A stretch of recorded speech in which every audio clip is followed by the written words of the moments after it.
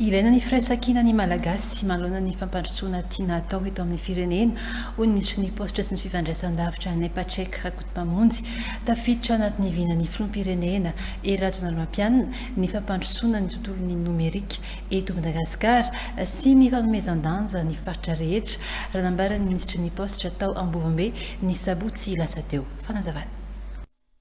Notanterahana tao Ambovimbe ny sabotsy 4 maritsa lasa teo ny fanolorana ny tetikasa fampandrosoana ny tontolon'ny numerika teo ihany koa ny fankalazana ny andro afrikanina ho an'ny sakafo an-tsekoly.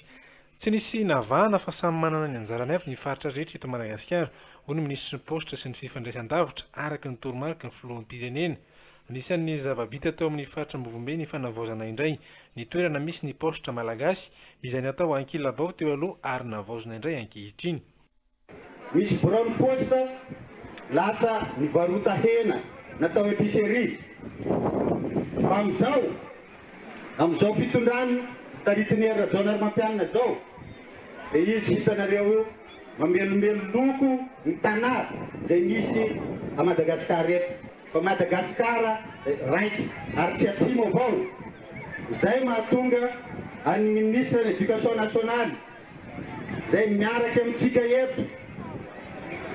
Satria eran'ny Madagasikara ary ivon'ny Madagasikara zany Antananarivo zany izy kotriny Analamanga fa tsy mijano agny avao hoe fa miaraka amintsika aty ka reo zahay délégation avy bakagny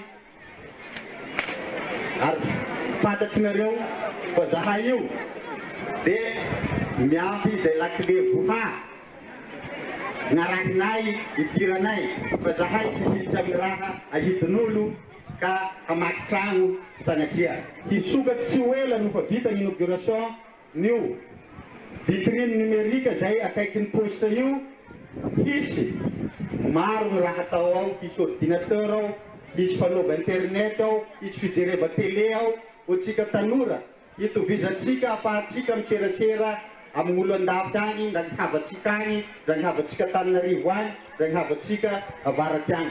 Zava-dehibe amin'ny mponina Ambovimbe sy ny manodidina ny fanatsarana ny bureau posta hoy ny solombavavoaka mila vonjy. Nanatanteraka ny toromarika ny filoham-pirenena ny ministeran'ny postra amin'ny fampivoarana ny tontolon'ny numerika na amin'ny faritra lavitry ny renivohitra azy.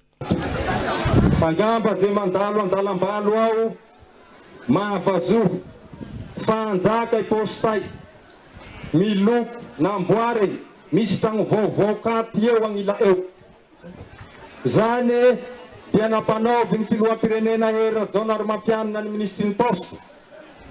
Nata izao zay raha ratiraty agny amboaro areo.